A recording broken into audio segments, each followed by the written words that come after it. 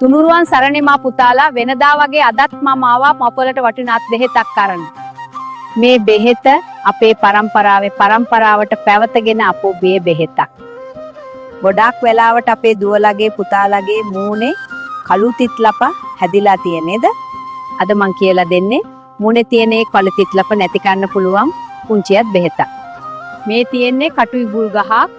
මේ කටු ඉබුල් ගහේ කොට ටිකක් ගලවලා අරගන්න. දැන් මේ එලකිරි එක්ක මේ කටු ටික පොදට ගලේ අබරා ගන්න ක්‍රීම් එකක් වගේ. ඊට පස්සේ රැයට මූණේ තිත්ලප තියෙන තැන්වල ආලේප කරන්න.